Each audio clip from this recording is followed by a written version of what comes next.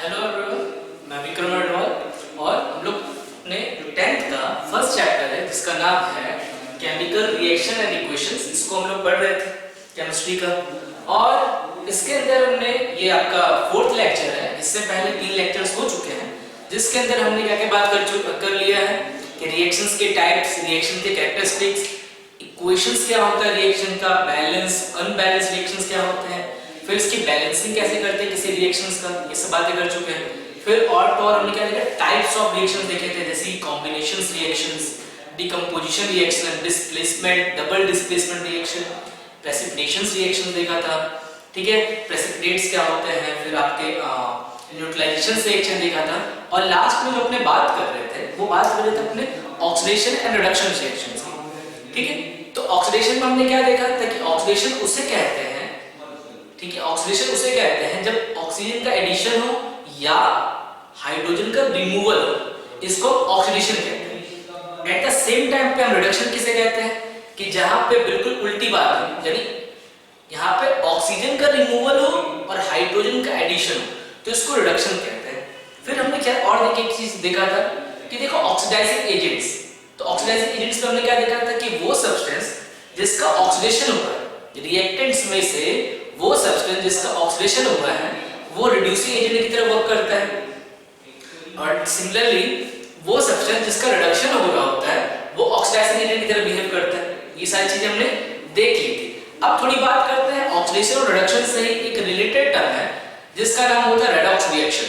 ठीक है, उसी से रिलेटेड एक टर्म है रेडॉक्स रिएक्शन। देखते हैं रेडॉक्स रिएक्शन क्या होता है। रेडॉक्स रिएक्शन, रेडॉक्स रिएक्शन, इसकी बात करते हैं। ये क्या है भाई? तो रेडॉक्स रिएक्शन क्या है? एक ऐसा रिएक्शन, देखते हैं पहले डेफिनेशन लिखते हैं फटाफट कि it is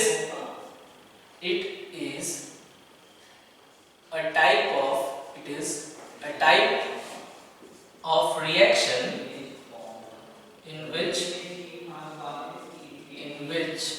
both oxidation and reduction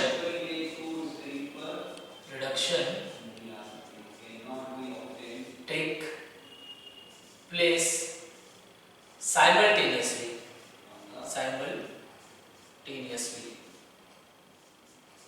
कि ऐसा रिएक्शन जिसमें रिडक्शन भी हो रहा हो और ऑक्सीडेशन भी हो रहा हो साइमल्टेनियसली, एक ही टाइम पे रिडक्शन भी हो रहा हो किसी सब्सटेंस का और दूसरे किसी सब्सटेंस का ऑक्सीडेशन हो रहा हो, तो इस तरह के रिएक्शंस को हम क्या बोलते हैं? रेडॉक्स रिएक्शन कहते हैं। जैसे एग्जांपल के तौर पर अगर बात करें, जैसे कि आपका रहा है Fe2O3, तो इसको एक काम करते हैं और नीचे लिखते हैं ताकि मैं आपको सही से आपको शो कर सकूं। Fe2O3, ठीक है, ये इसको बोलते हैं फेरिक ऑक्साइड कहते हैं। इसका रिएक्शन कर दिया मैंने कार्बन मोनोऑक्साइड से, तो मुझे प्रोडक्ट जो मिलता है वो मिलता है Fe2 and CO2 gas, 3 mole CO2 gas के मिल जाते हैं मुझे।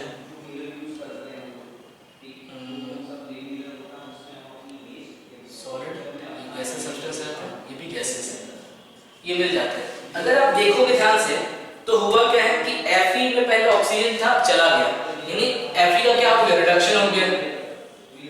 Fe का क्या हो गया है? रिडक्शन हुआ है, रिडक्शन होता है। और कार्बन डाइऑक्साइड का देखा जाए कि कार्बन ऑक्साइड एक्चुअली था पहले एक ऑक्सीजन था कार्बन के साथ, अब कार्बन के साथ 2 ऑक्सीजन आते हैं, यानी क्या उसमें एडिशन ऑफ ऑक्सीजन हुआ, एडिशन ऑफ ऑक्सीजन हुआ, इसका क्या हुआ? ऑक्सीडेशन हुआ यहाँ पे। ठीक है, तो क्या देख रहे हैं कि एक ही रिएक्शन में किसी एक सब्सटेंस का रिडक्शन हुआ है और दूसरे सब्सटेंस का ऑक्सीडेशन हुआ है, तो इस तरह के रिएक्शंस को हम क्या बोलते हैं? रेडॉक्स रिएक्शंस कहते हैं। इस रिएक्शन किसका एग्जांपल है? ये एक रेडॉक्स रिएक्शन का एग्जांपल। एक बात, दूसरी बात ये भी है ना कि कभी भी कोई ऑक्सीडेशन या रिडक्शन रिएक्शन ना सेपरेटली नहीं होते, कभी भी ऑक्सीडेशन और रिडक्शन रिएक्शन सेपरेटली नहीं होते, ये हमेशा साइमल्टेनियसली ही होते हैं।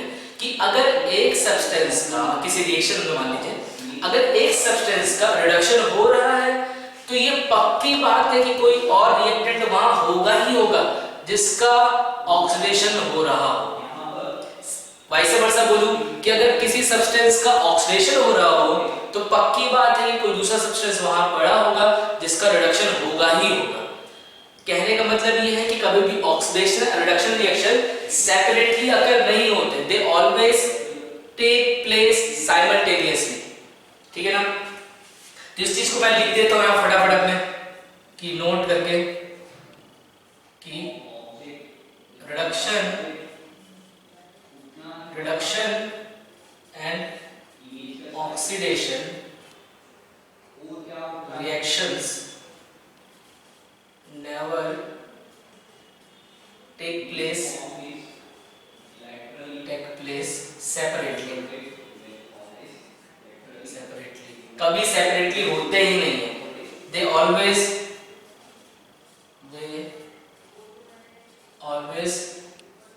occur simultaneously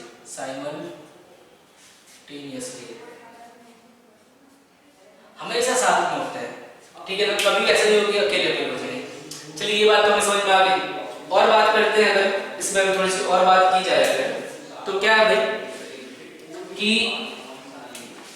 रेडॉक्स रिएक्शन में समझ में आ गया। अब बात करते हैं थोड़ा सा कि एप्लीकेशन क्या है रेडॉक्स रिएक्शन का। एप्लीकेशन ऑफ रेडॉक्स रिएक्शन, कहां पे रेडॉक्स रिएक्शन यूज होता है, रेडॉक्स रिएक्शन, उसकी बात करते हैं। तो देखो पहला एप्लीकेशन क्या है कि जितने भी बैटरीज होती है ना, कार की हो गई या फिर जो भी बैटरीज वगैरह होती है, शेल्फ, ठीक है ना, बैटरीज की बात करें, वो सारे के सारे एग्जांपल रेडॉक्स रिएक्शन, उन सबके अंदर रेडॉक्स रिएक्शन ही होता है। all batteries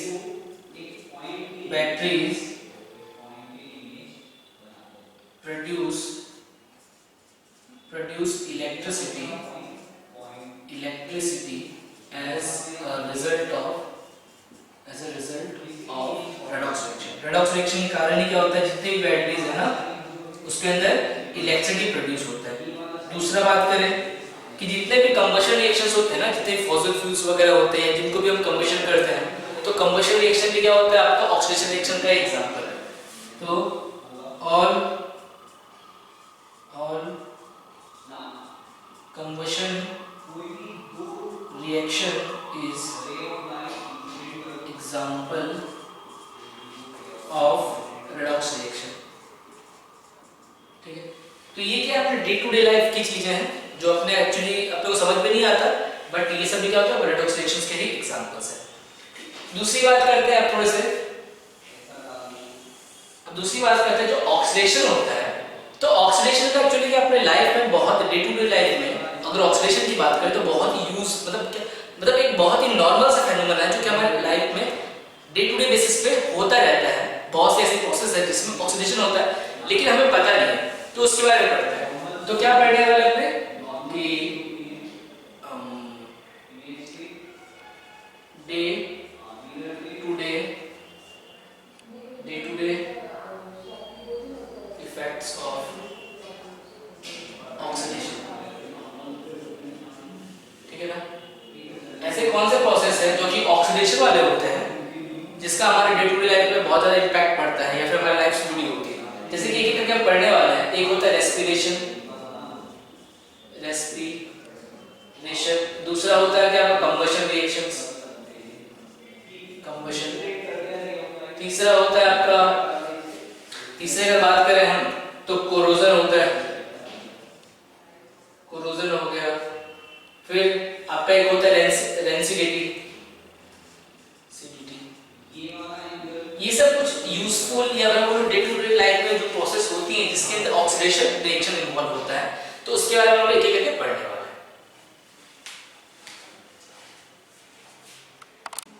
अब थोड़ा पढ़ते हैं हम लोग इफेक्ट क्या होता है ऑक्सीडेशन का in our everyday life. Everyday life की बात करें तो ऑक्सीडेशन का क्या आपका इफेक्ट है या फिर कौन से ऑक्सीडेशन रिएक्शन हमारे डे टू डे लाइफ में होते हैं उसके बारे में थोड़ा पढ़ते हैं। जैसे कि पहला जो है रेस्पिरेशन, जो हम लोग ऑक्सीजन का इनहेल करते हैं और कार्बन डाइऑक्साइड को बाहर करते हैं, एक्सहेल करते हैं। ठीक है? तो उसकी बात कर रहे हैं कि वो भी क्या है, एक रिस्पिरेशन, वो जो रिस्पिरेशन होता है it is also example of oxidation का ही एग्जांपल होता है। वो भी रेडॉक्स रिएक्शन है। लेकिन मेनली जो हमें पढ़ना है वो उसके अंदर जो पढ़ना है मेनली वो हमने पढ़ा है ऑक्सीडेशन के बारे में। तो अगर बात करें कि रेस्पिरेशन होता क्या है, तो हम रेस्पिरेशन होता क्या है कि जब हम हमारी बॉडी या फिर हम अपने नोज के थ्रू जो ऑक्सीजन अंदर लेके जाते हैं, तो वो ऑक्सीजन क्या होता है, वो बहुत सारे सेल्स में जाकर ब्लड के थ्रू, ब्लड में एक्चुअली क्या होता है, ब्लड के अंदर एक आरबीसी करके एक सेल होता है, और उस सेल में क्या होता है कि हीमोग्लोबिन प्रेजेंट होता है। तो उस हीमोग्लोबिन के साथ मिक्स होके जो ऑक्सीजन होता है, हीमोग्लोबिन के साथ मिक्स होके ऑक्सीजन जो है वो हमारे बॉडी के डिफरेंट सेल्स, उन सेल्स के पास जाता है, और वहां से क्या होता है, वो जो सेल्स हैं उस ऑक्सीजन का यूज करके एनर्जी प्रोड्यूस करती है। ठीक है, तो इसी पूरे प्रोसेस को क्या बोलते हैं, रेस्पिरेशन कहते हैं। तो एक डेफिनेशन देख लेते हैं कि डेफिनेशन है क्या, कि it is a biochemical reaction wherein living cells of all organism obtains energy by taking oxygen and liberating carbon dioxide from the oxidation of glucose. जो ग्लूकोज होता है, ग्लूकोज का क्या होता है, ऑक्सीडेशन होता है। जो हम ऑक्सीजन यूज करते हैं, इनहेल करते हैं जो ऑक्सीजन, उस ऑक्सीजन का यूज करके जो सेल्स होते हैं वो ग्लूकोज जो कि हमें फूड से मिलता है, उस ग्लूकोज को क्या करते हैं, वो उस ग्लूकोज का वो ऑक्सीडेशन करते हैं, और ऑक्सीडेशन के दौरान क्या मिलता है, हमें कार्बन डाइऑक्साइड गैस मिलता है, वाटर मॉलिक्यूल वाटर मिलता है, और एनर्जी मिलती है। और उसी एनर्जी का यूज करके हमारी बॉडीज अलग अलग तरह के फंक्शंस वगैरह करती है। जैसे कि अगर मैं आज आपके पास जैसे मान लीजिए बॉडी को किसी भी तरह का काम करना है, सपोज कीजिए बॉडी को किसी भी तरह का काम करना है, मुझे अगर इस हाथ को हिलाना है, ठीक है, मैं आपसे बात कर पा रहा हूँ अगर, तो ये सारे के सारे प्रोसेस के अंदर क्या होता है कि एनर्जी की रिक्वायरमेंट होती है, और वो एनर्जी मुझे मिलती है कहाँ से, मैं आपको कुछ कह रहा हूँ, ठीक है, आप बैठ के मेरा वीडियो देख रहे हो, तो इन सब के लिए क्या होता है, एनर्जी की रिक्वायरमेंट होती है, और वो एनर्जी मिलती है कहाँ से, तो फूड से। और फूड में एनर्जी कहाँ, मतलब फूड से कैसे एनर्जी निकलती है, तो ये उसमें रिएक्ट जो रिस्पॉन्सिबल होता है वो यही रेस्पिरेशन रिस्पॉन्सिबल होता है, जिसमें क्या होता है कि जो हमारे सेल्स हैं वो ग्लूकोज जो कि हमारे फूड में पाया जाता है, उस ग्लूकोज को क्या करते हैं, ऑक्सीडाइज करते हैं, उसका ऑक्सीडेशन करते हैं यूजिंग द ऑक्सीजन, ठीक है, और उससे हमें एनर्जी प्रोड्यूस होती है, और उसी एनर्जी का यूज करके डिफरेंट तरह के जो फंक्शंस हमारे बॉडी के होती हैं वो कैरी आउट किए जाते हैं बाय आवर बॉडी। तो देखते हैं कि क्या होता है भाई, कि जैसे कि मान लीजिए ये ग्लूकोज है C6H12O6, ये ग्लूकोज है, ठीक है, इसका रिएक्शन जब ऑक्सीजन से होता है, जो ऑक्सीजन हम इनहेल करते हैं, ऑक्सीडेशन होता है, इसका ऑक्सीडेशन रिएक्शन है, ऐसा नहीं होता है। चलिए, तो क्या होता है कि हमें प्रोड्यूस होता है आपका CO2 plus water plus energy release होती है, ठीक है ना, और इसी एनर्जी का यूज करके बॉडी अलग अलग फंक्शन करता है। अब एक बात और, क्योंकि अगर आप देख रहे हो एनर्जी क्या हो रही है, रिलीज हो रही है, क्योंकि एनर्जी रिलीज हो रही है, इसका मतलब क्या है कि रेस्पिरेशन एक कैसा रिएक्शन है, एक्सोथर्मिक रिएक्शन है, एक्सोथर्मिक रिएक्शन, इसका मतलब क्योंकि एनर्जी रिलीज हो रही है, ठीक है। तो ये पूरे प्रोसेस को समझ लीजिए क्या होता है कि वही चीज जो ऑक्सीजन हम लेते हैं, वो ऑक्सीजन क्या होता है, आरबीसी में पड़ा जो हेमोग्लोबिन है, वो हेमोग्लोबिन के साथ क्या बोलते हैं, वो बाइंड हो जाता है, जो ऑक्सीजन लेते हैं वो हेमोग्लोबिन के साथ बाइंड हो जाता है और बनाते हैं ऑक्सी हेमोग्लोबिन फॉर्म करता है, और यही ऑक्सी हेमोग्लोबिन क्या होते हैं, ब्लड के थ्रू डिफरेंट सेल्स के पास चले जाते हैं, और सेल्स क्या करते हैं, उसमें से ऑक्सीजन निकाल के जो ग्लूकोज होते हैं, ग्लूकोज को ऑक्सीडाइज करते हैं, उस ऑक्सीजन का यूज करके ग्लूकोज को ऑक्सीडाइज करते हैं उस ऑक्सीजन का यूज करके, जिससे CO2 gas and water molecules produce होते हैं, इसको हमारा बॉडी फिर से ब्लड के थ्रू क्या होता है, भेज देता है, जिसको हम एक्सहेल कर देते हैं CO2 गैस और ग्लूकोज। लेकिन जो एनर्जी प्रोड्यूस होती है, एनर्जी बहुत काम की होती है, और इसी एनर्जी का यूज करके हमारे बॉडी डिफरेंट तरह के फंक्शंस वगैरह करता है। इसको आप यहाँ पे आप देख सकते हैं चीजों को। इसके बाद जो होता है दूसरा हम जो हमें पढ़ना है आपका रेस्पिरेशन, ऑक्सीडेशन का एग्जांपल और पढ़ना है, वो होता है आपका दूसरा, वो होता है कंबशन रिएक्शंस। कंबशन की बात करते हैं। कंबशन क्या होता है भाई, तो it is a reaction in which, combustion की बात करें तो it is a reaction in which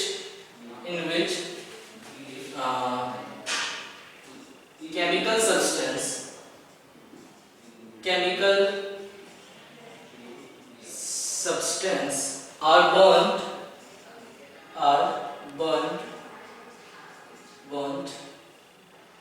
in presence of air. Air में भी क्या ऑक्सीजन जनरली ऑक्सीजन से होता है, ऑक्सीजन आप कह सकते हो, in presence of air to produce carbon dioxide.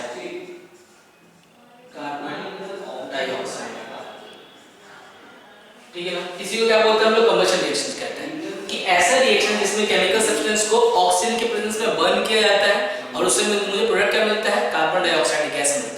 तो इस तरह के रिएक्शंस को हम बोलते हैं कंबशन रिएक्शन। अब एक बात कि जितने भी कंबशन रिएक्शन होते हैं, नोट करने वाली बात क्या है कि जितने भी कंबशन रिएक्शन जो होते हैं, ठीक है ना, वो अच्छा एक चीज और उससे पहले एक चीज जो है, जैसे कि मैं बात करूं एग्जांपल के तौर पे, जैसे कि कंबशन ऑफ फॉसिल फ्यूल हो गए, फॉसिल फ्यूल या जो भी चीजें उन सब का जो जलना वगैरह होता है वो सब के सब एग्जांपल क्या है, कंबशन के एग्जांपल्स हैं। ठीक है, वो सब के सब एग्जांपल क्या है, कंबशन के ही एग्जांपल हैं। जैसे एग्जांपल तो अगर बात करूं जैसे कि हाइड्रोकार्बन, जितने भी आपके फ्यूल्स वगैरह जो होते हैं, जैसे कि आपका मैं बोलूं अगर पेट्रोल डीजल, ये सब के सब क्या है कि एक्चुअली हाइड्रोकार्बन्स होते हैं। और हाइड्रोकार्बन्स क्या है, इस बारे में बात कर चुके हैं कि ऐसे कंपाउंड जिसमें सिर्फ कार्बन और हाइड्रोजन पड़े, मतलब compound consist of hydrogen and carbon is called hydrocarbon. तो हाइड्रोकार्बन जितने आपके पेट्रोल डीजल ये सब किसके हाइड्रोकार्बन्स के एग्जांपल है। तो हाइड्रोकार्बन या बोलो कि ये जो है डीजल पेट्रोल का जो कंबशन होता है, they all are example of combustion reaction. ठीक है, और आपको पता है क्या होता है, जो मैंने बता रखा है कि जैसे कोई रिएक्शन है XHY, ये आपका एक हाइड्रोकार्बन है जिसमें इसमें एक जो कार्बन की संख्या X है और हाइड्रोजन की संख्या Y है। तो इसके लिए जो हमें ऑक्सीजन लगता है, देखो किसी भी कंबशन रिएक्शन में क्या होता है कि हाइड्रोकार्बन्स की केमिस्ट्री मेनली, तो उसमें जो हाइड्रोकार्बन्स का रिएक्शन जब ऑक्सीजन से करते हैं, मतलब कंबशन करते हैं, तो क्या प्रोड्यूस होता है, कार्बन डाइऑक्साइड गैस प्रोड्यूस होता है एंड वाटर मॉलिक्यूल्स का रिलीज होता है। ठीक है, तो इसका मैंने बताया था कैसे करते हैं रिएक्शन को बैलेंस, x + y/4, x यहाँ पे और यहाँ पे y/2, ये मैंने आपको बता रखा है पहले, ये होता है। ठीक है, तो किसी का भी आप इस तरह से कंबशन कर सकते हो। ओके, एक बात और नोट करने वाली बात है, दो चीज नोट करने वाली बात है, क्या भाई कि all the combustion reaction are exothermic होते हैं। एक्सोथर्मिक इसका मतलब क्या है, एक्सोथर्मिक रिएक्शन से बोलते हैं इसमें एनर्जी रिलीज होती है, मतलब कंबशन रिएक्शंस के दौरान क्या होता है, एनर्जी रिलीज होती है। बात नंबर 1। बात नंबर 2 क्या है, ये तो पॉइंट 1 था। पॉइंट 2 क्या है कि all the combustion reaction are redox reaction होते हैं। रेडॉक्स रिएक्शन बोल सकते हैं, रेडॉक्स रिएक्शंस होते ही है, ठीक, कोई भी कंबशन रिएक्शन जो होता है वो रेडॉक्स रिएक्शन के अंदर ही आता है। तो एक ये हो गया, तीसरा और पढ़ने वाला है और फिर आपका एक और answer.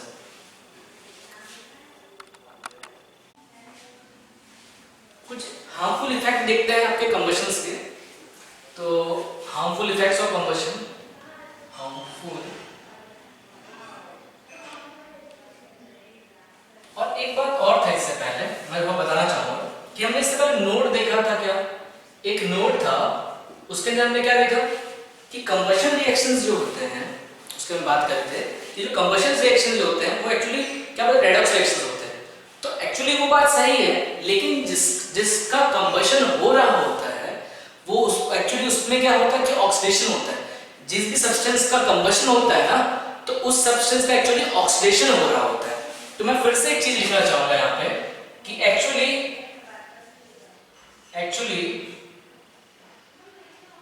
the substance which is combusted undergoes oxidation.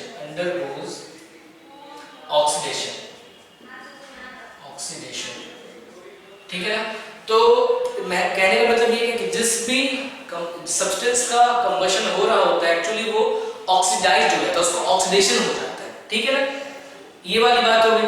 आगे बात करते हैं, ठीक। तो हम बात करते हैं अपने हार्मफुल इफेक्ट ऑफ कंबशन का। अब बात करते हैं हार्मफुल इफेक्ट ऑफ कंबशन का हार्मफुल इफेक्ट। तो सबसे पहली बात क्या है, कंबशन का जो सबसे जो प्रॉब्लम होता है कंबशन के कारण ही क्या होता है कि बहुत सारे जो हमारे पॉइजनस गैसेस होते हैं जैसे कि कार्बन मोनोऑक्साइड, सल्फर डाइऑक्साइड या नाइट्रोजन डाइऑक्साइड, ये सब क्या बहुत ही खतरनाक गैसेस होते हैं, ठीक है। अगर हम इसके कांटेक्ट में आते हैं, ठीक है, इनके प्रेजेंस में जो हम आते हैं तो हमें बहुत तरह की प्रॉब्लम्स वगैरह ये क्रिएट करते हैं। और ये सब कैसे रिलीज होते हैं एटमॉस्फेयर में, ये गैसेस बनते कैसे, तो they are also example of combustion के थ्रू ये गैसेस भी ये बनती है और एटमॉस्फेयर में चली जाती है। तो ये इसका बहुत ही हार्मफुल इफेक्ट है कंबशन का। तो कंबशन में कैसे, तो एक तरह से दूसरे लाइन में कंबशन कॉजेस एयर पॉल्यूशन। तो मैं बोलूंगा कि due to combustion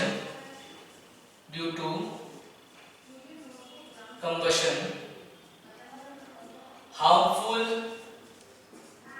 gases like carbon monoxide, sulfur dioxide, sulfur के trioxides, nitrogen oxide nitrogen dioxide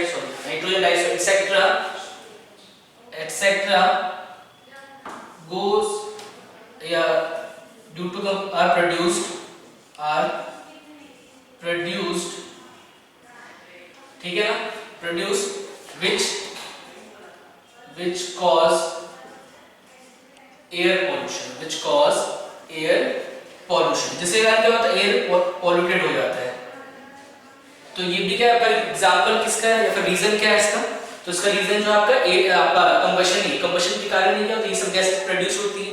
जब चीजों का हम कंबशन करते हैं उसमें आपका carbon monoxide, sulphur dioxide, sulphur trioxide या नाइट्रोजन डाइऑक्साइड जैसे गैसेस प्रोड्यूस होती हैं जो कि एटमॉस्फेयर में जाती हैं। तो इसके कारण क्या करती है, जो हमारा एयर होता है नेचुरल एयर को क्या करती है, खतरनाक बना देती है, जहरीली बना देती है, जिसके कांटेक्ट में जब हम आते हैं तो किसी न किसी तरह की बीमारियां या फिर मौत वगैरह भी हो जाती है।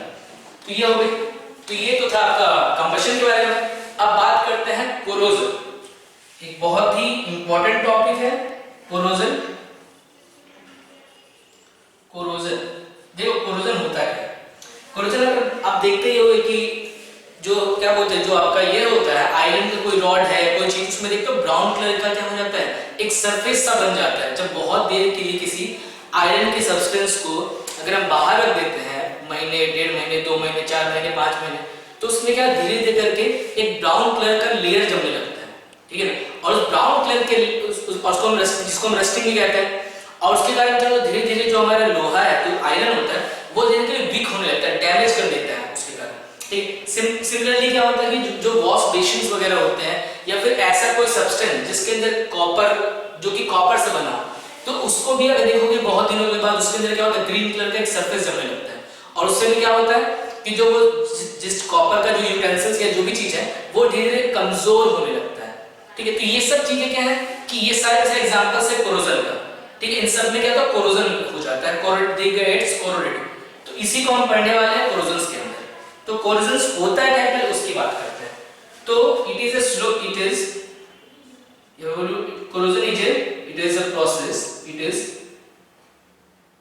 slow process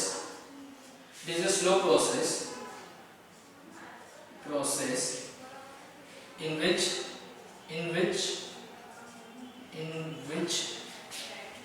which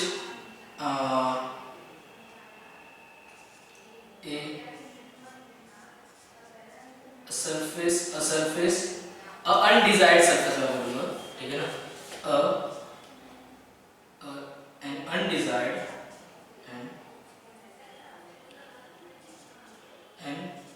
an undesired surface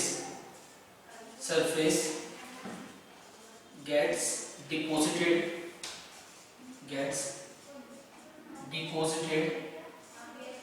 over metal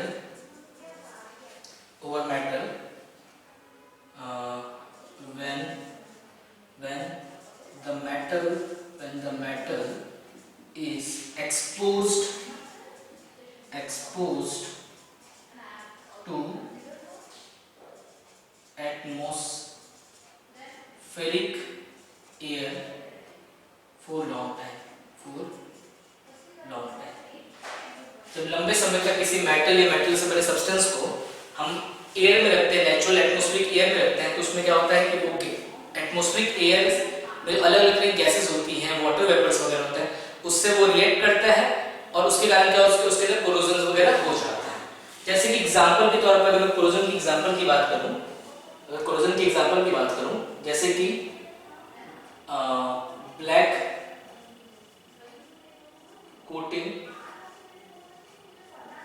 black coating on silver substance, जो सिल्वर के जो आपके ये सब नहीं होते ज्वेलरीज वगैरह, उसमें क्या होता है कि बहुत दिनों के बाद उसके अंदर काले कलर का कुछ सरफेस सा जम जाता है, वो जो ज्वेलरीज होती है वो काले कलर की हो जाती है बहुत दिनों के बाद। तो उसका रीजन क्या है? तो वो भी कोरोजन का ही एग्जांपल है।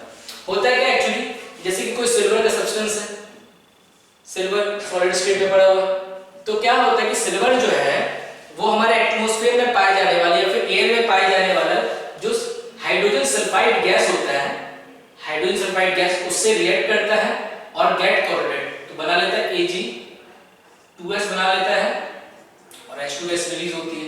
तो इस Ag2S के कारण क्या होता है कि जो हमारा सिल्वर होता है वो ब्लैक कलर का दिखने लगता है। इसको बोलते हैं अपने सिल्वर सल्फाइड बोलते हैं इसको, सिल्वर सल्फाइड। इसी कारण क्या होता है सिल्वर जो है ब्लैक कलर की लेयर चढ़ जाती है इसमें। सिमिलरली क्या होता है, आपका दूसरा एग्जांपल अगर मैं बात करूं तो आपको कॉपर की भी देखोगे कि कॉपर की जो यूटेंसिल्स उसमें ग्रीन कलर की लेयरिंग चढ़ जाती है, ग्रीन कलर की कोटिंग हो जाती है, तो वो भी क्या होता है आपका इसी का एग्जांपल है। तो formation of green surface on copper पे ग्रीन कलर की सरफेस चढ़ जाती है, जैसे कि वो भी क्या आपका एग्जांपल है कोरोजन का। जैसे कि उसमें एक्चुअली होता क्या है कि जो कॉपर है वो एटमॉस्फेयर में पड़े हुए जो वाटर वेपर होता है, वाटर वेपर हो गया, आपका कार्बन डाइऑक्साइड गैस हो गया और ऑक्सीजन गैस हो गया, उन सब से रिएक्ट करता है और रिएक्ट करने के बाद क्या सब एक कंपाउंड बनता है CuOH twice प्लस CO3, ठीक है, copper carbonate and copper hydroxide, copper hydroxide,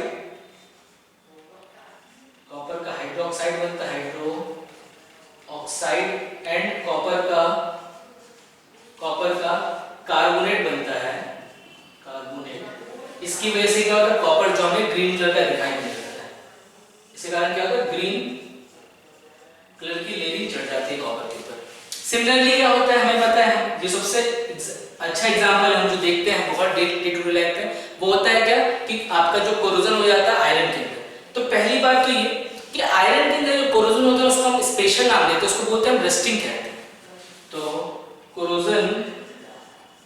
corrosion of iron is called rusting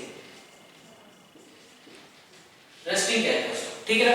इसमें क्या होता है भाई, इसमें क्या होता है कि जैसे मेरा FeA, ये मेरा क्या है आपका आयरन है, इसका रिएक्शन किससे होता है, इसका रिएक्शन होता है O2 के साथ, ऑक्सीजन के साथ और वाटर मॉलिक्यूल्स के साथ। जो एटमॉस्फेयर में जो वाटर मॉलिक्यूल्स होते हैं मॉइस्चर, उसके रिएक्शन होता है और ये बना लेते हैं Fe2O3.XH2।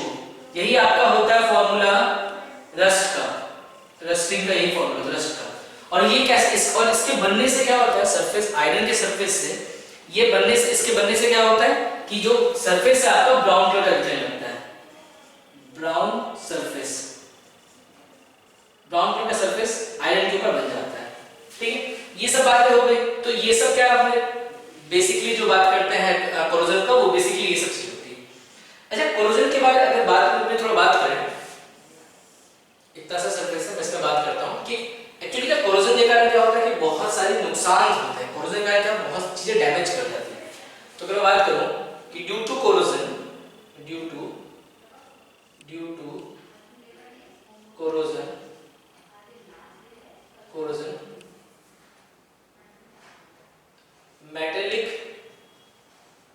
metallic substance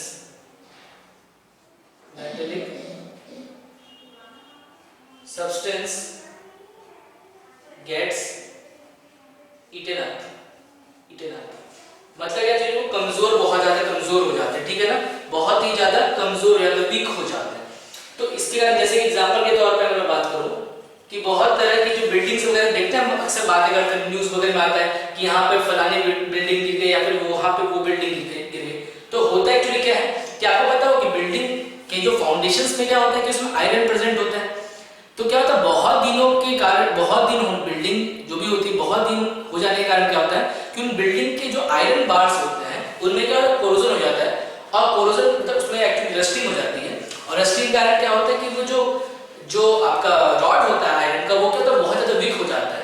और इसीलिए क्या होता है, वो जाके गिर जाता है या फिर टूट जाता है। तो उसके कारण बहुत लोगों की मौत भी हो जाती है। तो इसके कारण कोरोजन क्या करता है, बहुत ज्यादा डैमेज कर देता है हमारे आयरन या उससे बने आयरन या फिर मैं बोलूँ कि जो भी मेटल से बनी चीजें होती है उसको बहुत ज्यादा डैमेज करता है। एग्जाम्पल क्या है कि कोरोजन damages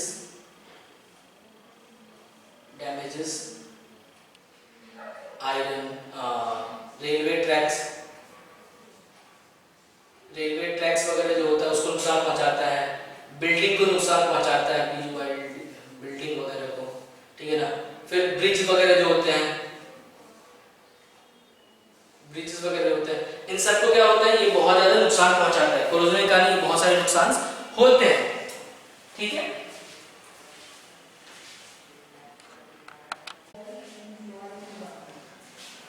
वैसे तो जो आपका कोरोजन की बात करें, कोरोजन का मेनली तो क्या होता है कि वो खतरनाक ही होता है, डैमेज करता है हमारे सिस्टम्स को, ठीक है ना। जो भी क्या आपके मेटल्स वगैरह उसको नुकसान ही पहुंचाते हैं। लेकिन एक एग्जांपल्स है, एक दो एग्जांपल ऐसे भी होते हैं जहां पे कोरोजन के कारण क्या होता है कि कुछ मेटल्स जो है वो फर्दर और किसी चीज से रिएक्ट ही नहीं करते, पेसिव हो जाते हैं, ठीक है ना। पेसिव हो जाता है, वो किसी से और रिएक्ट ही नहीं करते। तो उसको कुछ देखते हैं example, usefulness of corrosion. Usefulness of corrosion की अगर बात करें, यूजफुलनेस ऑफ कोरोजन, कोरोजन का यूजफुलनेस क्या है भाई, तो उसका एक ही जो एग्जांपल्स है, ठीक है। वो एग्जांपल क्या है भाई कि जैसे कि जो एल्युमिनियम होता है, एल्युमिनियम ऐसे अगर आप देखोगे, जैसे कि मैंने आपको बताया है कि रिएक्टिविटी स्टेट में काफी ऊपर आता है। जैसे कि याद है आपको बताया मैंने, काशीनाथ का माली आलू, अगर देखा जाए तो 5वें नंबर मतलब बहुत ही ऊपर में ही आ गया है ये एल्युमिनियम। मतलब एल्युमिनियम काफी ज्यादा रिएक्टिव, एक बहुत ही रिएक्टिव मेटल होता है। लेकिन रिएक्टिव मेटल मतलब actually it is expected from aluminium to be more reactive, but actually होता है क्या कि एल्युमिनियम जो है जब ऑक्सीजन के प्रेजेंस में आता है तो वो क्या करता है, अपने ऊपर ऑक्सीजन का जो मेटल, एल्युमिनियम का जो मेटल है, जब ये ऑक्सीजन के प्रेजेंस में आता है तो अपने ऊपर क्या करता है, एक ऑक्साइड की लेयरिंग चढ़ा लेता है, ठीक है। एक ऑक्साइड की ऑक्सीजन, वहां के प्रेजेंस ऑक्सीजन से रिएक्ट करके ऑक्सीजन की एक लेयरिंग चढ़ा लेता है अपने ऊपर। और इस लेयरिंग के कारण क्या होता है कि फर्दर इस एल्युमिनियम का रिएक्शंस पॉसिबल नहीं हो पाता, ठीक है ना। जब तक इस लेयरिंग को किसी तरीके से खुरच के या किसी तरीके से रगड़ के इसको हटाया ना जाए, तब तक क्या होता है, एल्युमिनियम जो होता है अनरिएक्टिव रहता है। ना एसिड्स रिएक्ट करता है, ना बेस रिएक्ट करता है, ना किसी पानी या फिर और किसी दूसरे गैसेस वगैरह से रिएक्ट करता है। तो कहने का मतलब ये क्या है कि ड्यू टू कोरोजन के कारण क्या होगा कि ये जो एल्युमिनियम है ये फर्दर और किसी तरह के रिएक्शन से बच गया है। तो इसी ये क्या है, यूजफुलनेस है किसका, कोरोजन का। तो लिखते हैं इस बारे में कि aluminium develops a protective protective oxide layer when comes in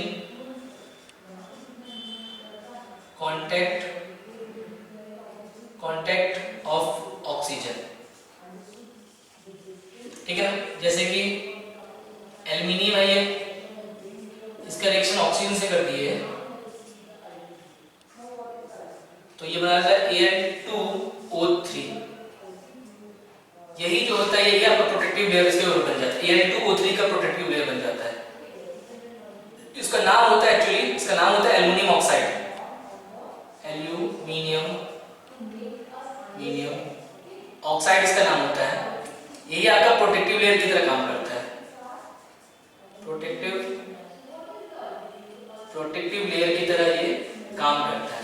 ठीक है, जो कि आपका जो ये जो है आपका उसके ऊपर आके जम जाता है। ठीक है, due to this protective layer, due to the protective oxide layer on aluminium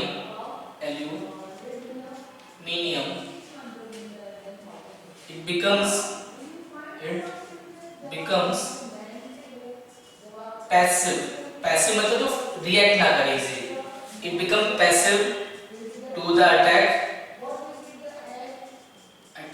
of acid, base,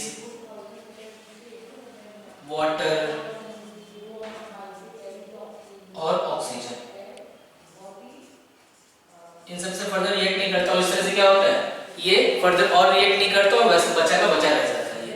तो ये क्या कर एक तरह से कोरोजन का मेरा हेल्प, ये यूजफुलनेस है।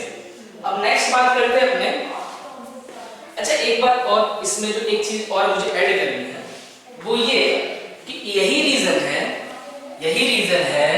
कि हम क्या करते हैं एल्यूमिनियम का जो फॉइल है हम यूज करते हैं किसके लिए, टू पैक आवर फूड, जो फूड वगैरह को पैक करने के लिए। जैसे कि आप देखते हैं रोटी वोटी किसी रेस्टोरेंट वगैरह से आप लेते हैं तो वो आपको एल्यूमिनियम के फॉइल में पैक करके देता है।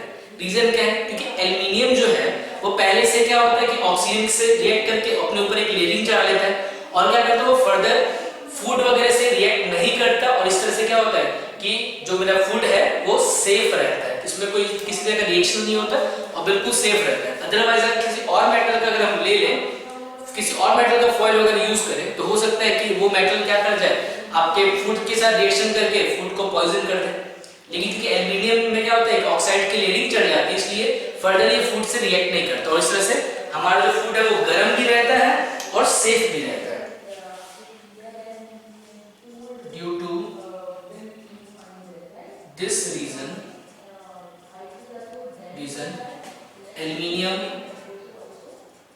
aluminium foil is used to pack food,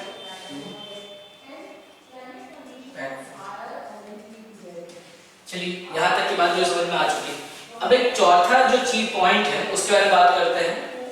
जो चौथा प्रोसेस है उसको हम बोलते हैं रेंसिडिटी। चौथा पॉइंट जो है वो है रेंसिडिटी।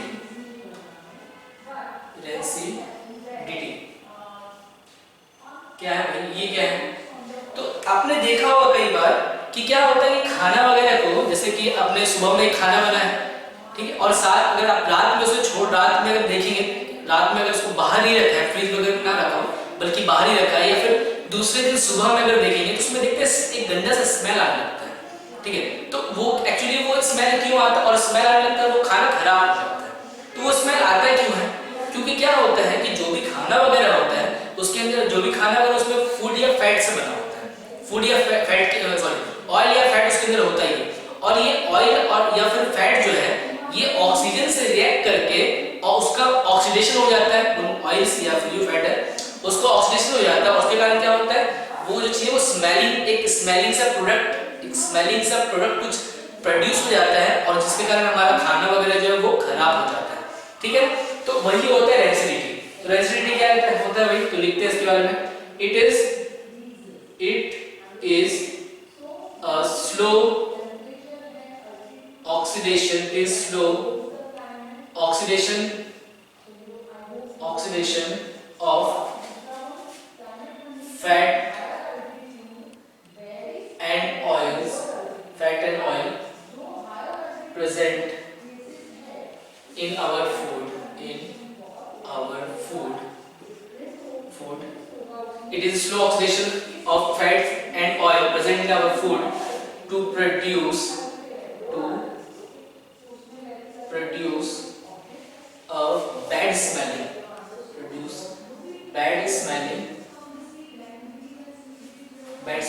compounds.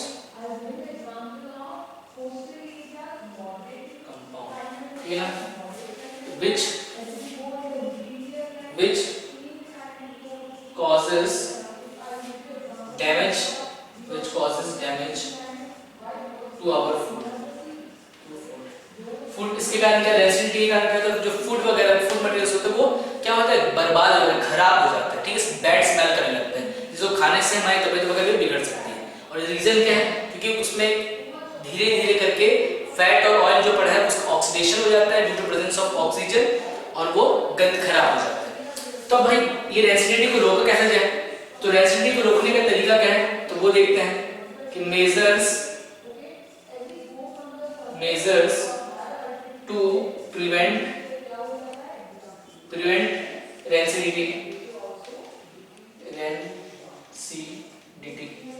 रेसिडिटी को रोकने का तरीका क्या है भाई, तो एक तो क्या कर सकते हैं, जो खाना वगैरह पकाते हैं या स्टोर करते हैं ना, उसको हम एक काम में सनलाइट के, जहां पे सनलाइट हो सनलाइट से दूर करते हैं।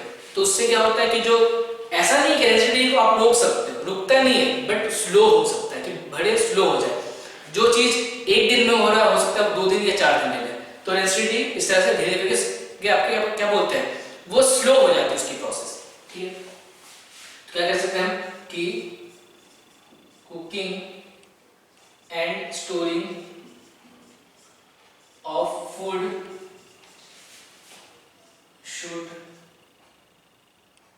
should be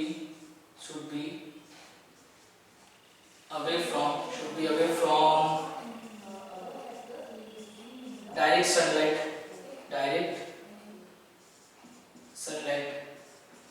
sunlight से थोड़ी दूर कर ले। दूसरा क्या होता है कि देखो, अब रीजन देखो क्या होता है कि जो हमारे फैट्स ये जो फूड वगैरह वो बर्बाद खराब क्यों जाता है, कि ऑक्सीजन के प्रेजेंस में उसका ऑक्सीडेशन हो जाता है। तो हम एक काम करते हैं, उसका हम जो आपके फूड मटेरियल्स होते हैं जैसे चिप्स वगैरह, जिसको प्लास्टिक के बैग्स वगैरह पैक करके बेचा जाता है, कुरकुरे जो खाते हो आप, तो उन सब की बात करें तो उन सब में क्या होता है, उसके अंदर जो एयर भरा रहता है ना, तो एयर की जगह पे क्या करते हैं, वहां पे नाइट्रोजन गैस डाल देते हैं, क्योंकि अगर एयर भरा रहेगा तो उसमें ऑक्सीजन होगा ही होगा, और उससे क्या होगा, हमारा फूड वगैरह खराब हो जाएगा। तो उसकी जगह क्या करते हैं, उसकी एयर को हम नाइट्रोजन से रिप्लेस कर देते हैं। तो एयर ऑफ प्लास्टिक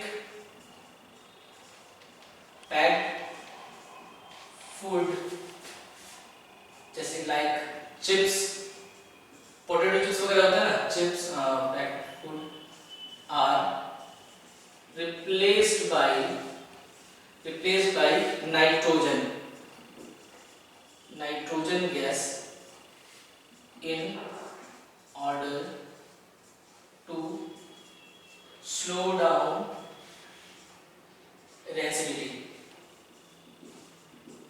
रेसिडिटी को रोकने के लिए हम या स्लो डाउन करने के लिए हम लोग जो नाइट्रोजन गैस यूज कर सकते हैं एज कंपेयर टू आपके रेदर देन एयर के कंपैरिजन में। तीसरा क्या हो सकता है भाई, तीसरा और क्या हो सकता है कि जो हम कंटेनर जिसमें हम अपने फूड मटेरियल को सेफ स्टोर करना चाहते हैं, हम ये क्या करें, उसको बहुत एयर टाइट, जो फूड मटेरियल को यूज करने के लिए हम बहुत एयर टाइट वो यूज करें, जो यूटेंसिल्स वगैरह यूज करने वाले हैं। तो use of air tight utensils also slows down the रेसिडिटी को स्लो कर देता है। चौथा चीज और एक काम कर सकते हैं कि जो रेफ्रिजरेटर वगैरह यूज कर सकते हैं, फूड को स्टोर करने के लिए हम रेफ्रिजरेशन का कर दें, क्योंकि रेफ्रिजरेशन के दौरान क्या होता है कि जो जितने भी रिएक्शंस वगैरह होती है वो बहुत ज़्यादा स्लो हो जाती है, या फिर मैं ऐसा बोलूँगा कि जो आपका डेंसिटी का प्रोसेस या ऑक्सीडेशन का प्रोसेस है वो बहुत ही स्लो हो जाता है। कि refrigeration of food also slows down the oxidation of food। जैसे कि ये बहुत ही अच्छा एग्जांपल है कि जैसे कि मान लो कि दही की बात करें, दही को अगर आप सिंपली दही को अगर आप बाहर रख दोगे तो देखोगे एक दिन के बाद वो हल्का खट्टा होने लगता है, लेकिन उसी दही को अगर आप रेफ्रिजरेटर में रख दोगे तो 2-3 दिन तक भी क्या होता है वो वैसे का वैसा रहता है, या फिर बहुत ज़्यादा उसमें खट्टापन नहीं आता है। क्यों? क्योंकि रेफ्रिजरेशन जब करते हैं, रेफ्रिजरेटर में रखते हैं, फ्रिज के अंदर जब रखते हैं तो क्या होता है उसमें जो ऑक्सीडेशन का प्रोसेस है ना वो बहुत ही स्लो हो जाता है। ठीक है, बहुत ज़्यादा टाइम लेता है, इसलिए क्या होता है फूड जो है उतनी जल्दी खराब नहीं होता। ठीक, तो ये सब थे आपके एग्जाम्पल ऑक्सीडेशन के। तो ये यहाँ पे क्या हुआ, इस जगह पे हमारा चैप्टर जो है ये चैप्टर यहाँ पे क्लोज होता है। ठीक है, इसका सही से आप पढ़ें और बाकी एनसीईआरटी के क्वेश्चंस वगैरह को सॉल्व करें, या फिर कोई और बुक वगैरह भी उसको सॉल्व करें, आपसे क्वेश्चन सॉल्व हो।